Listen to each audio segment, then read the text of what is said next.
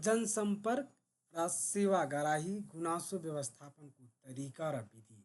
आज हामीले जनसम्पर्क के हो, यसको महत्त्व के छ, सेवाग्राहीको गुनासो व्यवस्थापनको तरिका र विधिहरू पढ्ने हो। जनसम्पर्क व्यवस्थापन। जनसम्पर्क व्यवस्थापन भन्दा पहिला जनसम्पर्क के होता है? जनतासँग संचार नै के हो? जनसम्पर्क हो। जनतासँग संचार नै जनसम्पर्क हो।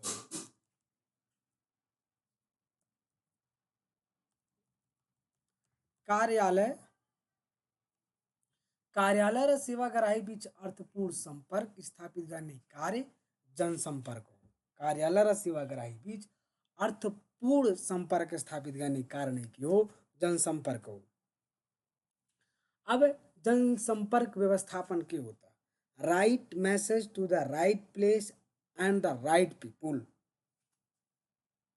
Right message to the right place, सही सही समाचार सही समयमा सही व्यक्तिलाई। सेवाग्राहीको आवश्यकता, माग, समस्यालाई समाधान गर्ने दिशामा कार्यालयद्वारा सम्पर्क स्थापित गर्ने कार्य जनसम्पर्क व्यवस्थापन हो। कार्यालय र सेवाग्राही बीच अर्थपूर्ण सम्पर्क स्थापित गर्ने जनसम्पर्क व्यवस्थापन आवश्यकता पर्दछ।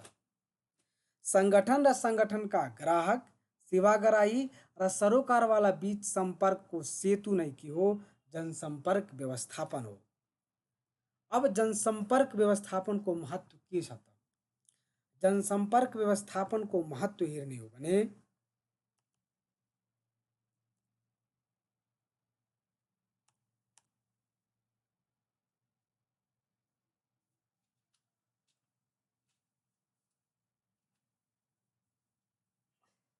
संगठनको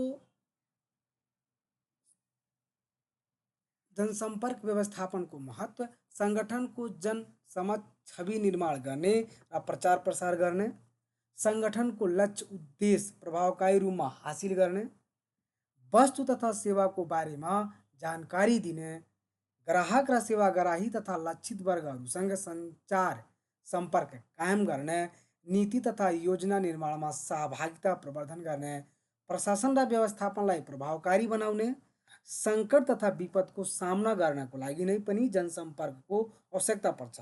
सुधारका लागि सुझाव प्राप्त गर्ने, सेवा प्रभावलाई प्रभावकारी बनाउनको लागि र सुशासनको प्रत्याभूति दिलाउनको लागि जनसम्पर्कको आवश्यकता पर्छ। आवश्यकता, महत्त्व र उद्देश्य सबै यही हुन्। अब हामीले जनसम्पर्क व्यवस्थापन गर्ने तरिका के छ? जनसम्पर्क व्यवस्थापन गर्ने तरिका प्रेस विज्ञप्ति गरेर संगठनको कार्य प्रगति बारेमा संगठनको तर्फबाट नै आधिकारिक रूपमा जानकारी दिने प्रक्रिया नै के हो? प्रेस विज्ञप्ति हो। प्रत्यक्ष भेटघाटबाट हेल्प डेस्क, हटलाइन सेवा आदि प्रत्यक्ष भेटघाट अन्तर्गत पर्छन्। घरदैलो अभियान, सेवाग्राहीको घरदैलोमा गएर जनसम्पर्क स्थापित गर्ने कार्य पर्दछन्। त्यसै गरी सञ्चार माध्यमद्वारा पत्र पत्रिका, टेलिभिजन मार्फत सेवाग्राहीसँग सम्पर्क कायम गर्ने कार्य पर्दछन् भने सामाजिक सञ्जालमा फेसबुक, ट्विटर लगायतका सामाजिक सञ्जालको प्रयोग मार्फत सेवाग्राहीसँग सम्पर्क कायम गर्ने कार्यहरू पर्दछन् भने गोष्ठीबाट र सर्वेक्षण, जनताको धारणा बुझ्नको लागि तथा समस्या समाधान गर्नका लागि यस प्रकारको उपाय प्रभावकारी हुन्छन्। यी जनसम्पर्क व्यवस्थापन गर्ने तरिकाहरू हुन्। प्रेस विज्ञप्ति गरेर, प्रत्यक्ष भेटघाट गरेर, घरदैलो अभियान गरेर, सञ्चार माध्यमद्वारा, सामाजिक सञ्जाल माध्यमबाट, सर्वेक्षणको माध्यमबाट, गोष्ठीको माध्यमबाट आदि तरिकाले हामी जनसम्पर्क व्यवस्थापन गर्न सक्छौँ। यो गर्ने तरिकाहरू। अब जनसम्पर्क व्यवस्थापनमा संलग्न कर्मचारीका गुणहरू कस्तो हुनुपर्छ? कस्ता कर्मचारीले जनसम्पर्क व्यवस्थापनमा संलग्न कर्मचारीको गुण हुनुपर्छ? शालीनता हुनुपर्छ, धैर्यता हुनु पर्यो, स्पष्ट वाक्य कला हुनुपर्छ, स्पष्ट रूपले बोल्न सक्नु पर्यो, सम्मान र सोधपुछको कला हुनु पर्यो, अरूलाई सम्मान गर्न सक्यो, सोधपुछको कला हुनु पर्यो, उपयुक्त पोसाक हुनु पर्यो, परामर्शदायी क्षमता, विनम्रता, अग्रसरता, आदर गर्ने बानी पनि हुनुपर्छ, सकारात्मक सोचको हुनुपर्छ, नकारात्मक सोचको होइन सकारात्मक सोचको हुनुपर्छ, निर्णय क्षमता हुनुपर्छ त्यो कर्मचारीमा, र पब्लिक परिस्थितिको कदर गर्ने पनि हुनुपर्छ। यी सबै जनसम्पर्क व्यवस्थापनमा सङ्कलन कर्मचारीको गुणहरू हुन्। अब जनसम्पर्क व्यवस्थापन गर्दा ध्यान दिनुपर्ने विषयहरू के हुन्? सभ्य शिष्ट नर्म तथा मर्यादित ढङ्गले कुरा एवं व्यवहार गर्ने, यो ध्यान दिनुपर्ने कुरा हो। आफूले समस्या समाधान गर्न नसक्ने भए सम्बन्धित स्थायी व्यक्ति वा एवं कार्यविधि बताइदिने। यदि समस्या समाधान गर्न सके छैन सम्बन्धित स्थान बताइदिने र कार्यविधि बताइदिने, यसरी गरिन्छ यसरी गर्नु हो भने तपाईँको समस्या समाधान हुन्छ, त्यो ठाउँमा जानुहोस्। सेवाग्राही तथा सरोकारवाला सँग सबैसँग परिपक्व र विश्वसनीय आचरण र व्यवहार गर्नुपर्छ। सेवाग्राही र सरोकारवालासँग विश्वसनीय व्यवहार गर्नुपर्छ। भेट्न आउने सेवाग्राहीलाई कुराउनु पर्ने भएमा पत्र पत्रिका दिएर पर्खाउनु पर्ने, सम्भावित समय बताउने, पत्र पत्रिका दिने पढ्नको लागि सम्भावित समय बताउने, आधा घन्टा 1 घन्टा 2 दिनपछि 3 दिनपछि ठ्याक्क भन्नुपर्छ। गर्न नसक्ने कार्यको बारेमा विनम्रतापूर्वक उचित कारण सही स्पष्ट पार्ने। यदि तपाईँले गर्न सक्नु भएको छैन भने कुनै काम, त्यसलाई विनम्रतापूर्वक ती कार्यलाई उचित कारण बताएर स्पष्ट पार्नुपर्छ।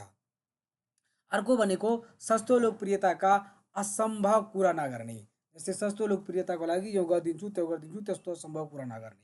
सरोकारवालालाई उचित आदर सम्मान एवं अभिवादन गर्ने। कस्तो को छ त्यसलाई त्यही तरिकाले आदर र सम्मान गर्नुपर्छ। उचित ढङ्गले सेवाग्राहीका कुरा सुन्ने, सुनाउने, बुझ्ने, बुझाउने हुनुपर्छ। आवश्यकता अनुसार नियम कार्यविधिमा परिमार्जन सुधार गरी लागू गर्ने, यो विषयमा पनि ध्यान दिनुपर्ने हुन्छ। आवश्यकता अनुसार सञ्चारका साधनको प्रयोग गर्ने, संस्कार प्रणालीको प्रयोग गर्ने, यी सबै जनसम्पर्क व्यवस्थापन गर्दा ध्यान दिनुपर्ने विषयहरू। अब जनसम्पर्क व्यवस्थापन सम्बन्धी समस्याहरू के छन् त? जनसम्पर्क व्यवस्थापनको कम महत्त्व पाएको, जनसम्पर्क व्यवस्थापनले के कम महत्त्व पाइरहेको छ? प्रत्यक्ष सम्पर्क, दोहोरो सम्पर्क तथा अर्थपूर्ण सम्पर्क नभएको, प्रत्यक्ष सम्पर्क भएको छैन, अर्थपूर्ण सम्पर्क भएको छैन, दोहोरो सम्पर्क आदि सबै हुन् समस्या हुन्। जनसम्पर्क व्यवस्थापनको मिति, समय, भाषा तथा माध्यमहरू सप्लाई ड्राइभन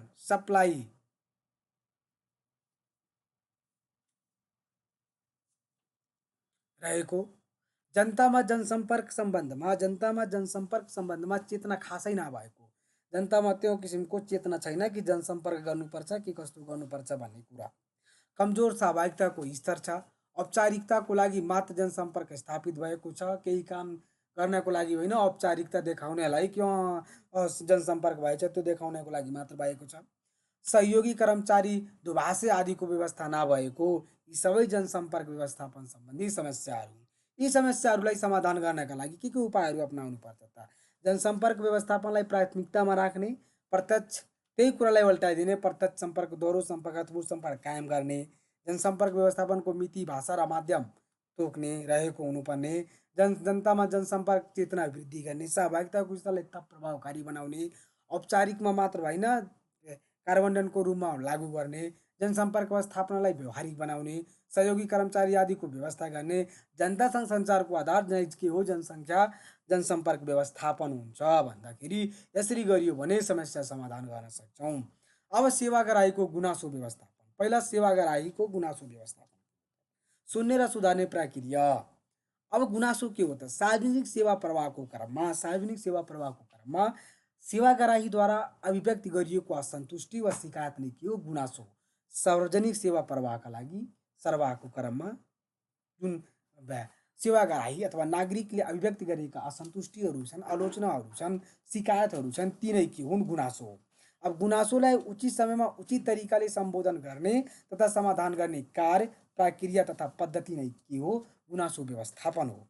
सेवाग्राहीको गुनासो सम्बन्धमा जवाबदेही हुनु, सोको समयमा नै समाधान खोज्नु तथा आगामी दिनमा त्यस्ता गुनासो नआउने वातावरण बनाउनु गुनासो व्यवस्थापन हो। गुनासो व्यवस्थापनको सम्बन्धमा जवाबदेही हुनुपर्ने हुन्छ, सोको समयमा नै के समाधान गर्नुपर्ने हुन्छ र त्यस्तो जुन गुनासो आइराखेको छ भविष्यमा नआउने खाले वातावरण बनाउनु नै के हो? गुनासो व्यवस्थापन हो। कार्यालयमा विभिन्न माध्यमबाट गुनासो प्राप्त गर्ने, उक्त गुनासो सम्बोधन गर्ने तथा सेवा प्रवाहको गुणस्तरमा सुधार ल्याउने चालिने व्यवस्थापकीय गतिविधि के नै हो? गुनासो व्यवस्थापन हो। गुनासो व्यवस्थापन परिचय हामीले हेऱ्यौँ। अब सरकारी कार्यालयमा गुनानो व्यवस्थापनको के महत्त्व छ त? सेवाग्राही तथा नागरिकका समस्याको पहिचान गरी त्यसको समयमा नै के गर्न सक्छौँ? समाधान गर्न सक्छौँ गर्ने।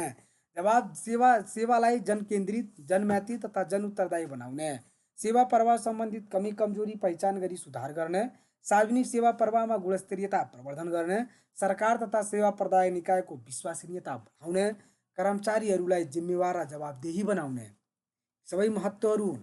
सेवा प्रवाहमा हुने बिचौलियाको अन्त गरी अनियमितता तथा भ्रष्टाचार हटाउने, सेवा प्रवाहमा जनसहभागितामा अवृद्धि गर्ने, सेवाग्राहीको माग र आवश्यकताको पहिचान गरी त्यसै अनुरूप नीति र योजनाहरू निर्माण गर्ने, विधिको शासन र सुशासन संस्थागत गर्नको लागि पनि यी सबै कुराहरूको निकै महत्त्व रहेको छ। यी सरकारी कार्यालयमा गुनासो व्यवस्थापनको महत्त्वहरू हुन्। अब हामीले उजुरी अथवा गुनासो प्राप्त गर्ने तरिकाहरू के हुन्छ त? कसरी उजुरी गर्ने, कहाँबाट प्राप्त हुन्छ उजुरी र गुनासोहरू कहाँदेखि प्राप्त हुन्छ त? मौखिक रूपमा पनि हुन्छ,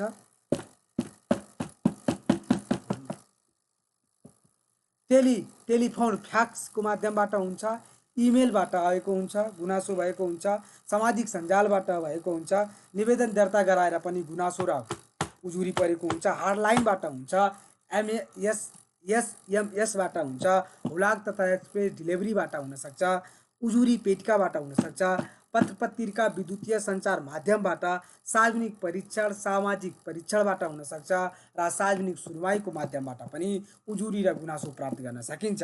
यी सबै माध्यमहरूबाट हामीले उजुरी गुनासो प्राप्त गर्ने गर्छौँ। जस्तै एसएमएस, हटलाइन, निवेदन दर्ता, इमेल, टेलिफोन, मौखिक इटिसिटीबाट हामीले एटसेट्राबाट हामीले यसरी गुनासो प्राप्त गर्न सक्छौँ, उजुरी र गुनासो प्राप्त गर्न सक्छौँ।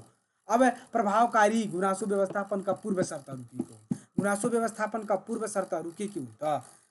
गुनासो व्यवस्थापनका पूर्व शर्तहरू के हुन् त? अस्पष्ट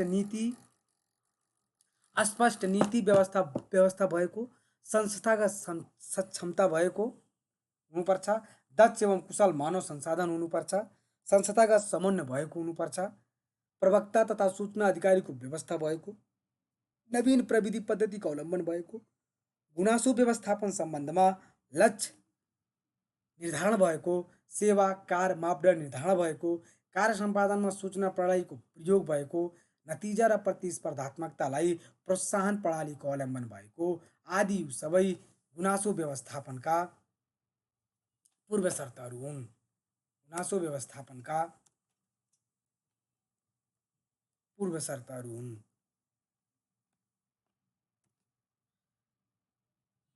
अब गुनासो सुनवाईका लागि अपनाउन सक्ने प्रक्रियाहरू के हुन्?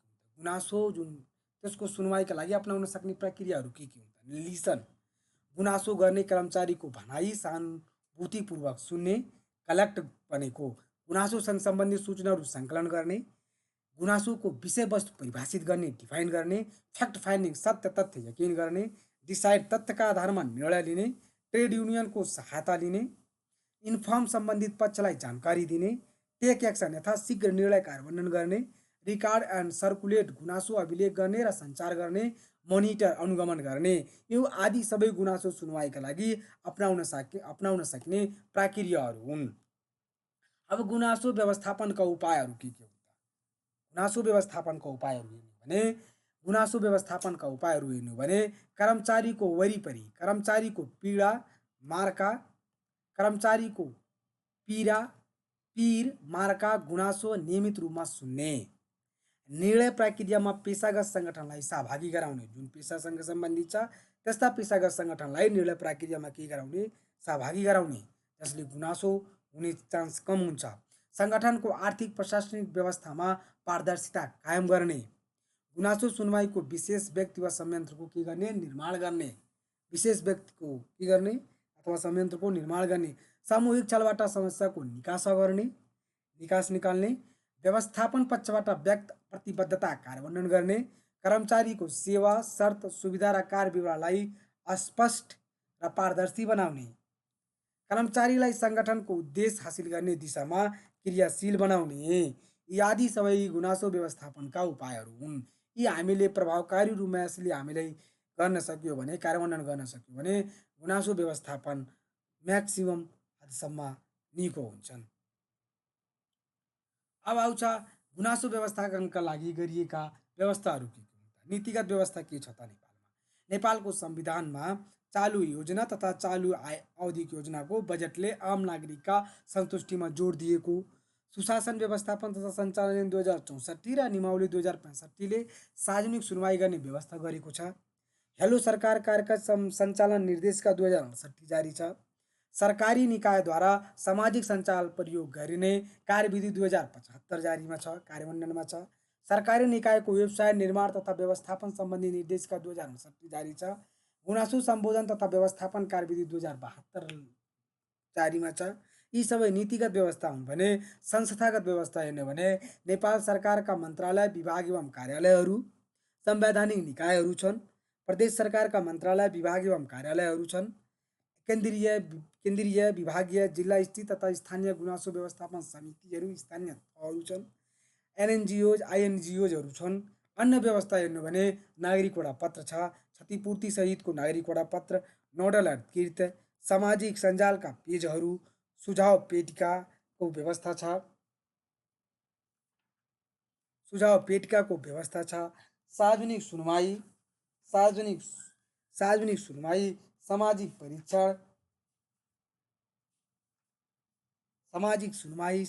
परीक्षण लगायतका नागरिक नियन्त्रण प्रणालीहरू छन्।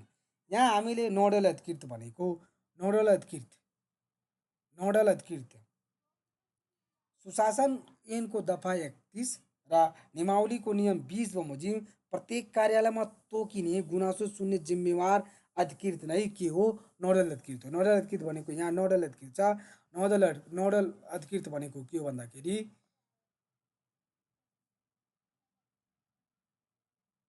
नोडल अधिकृत के हुन्छ? सुशासन ऐनको दफा 31 र नियमावलीको नियम 20 बमोजिम प्रत्येक कार्यालयमा गुनासो सुन्ने जिम्मेवार अधिकारी नै के हुन्छन्? नोडल अधिकृत हुन्छन्। हस्, आजलाई यति। अर्कोचोटि अर्को टपिक लिएर उपस्थित हुनेछौँ।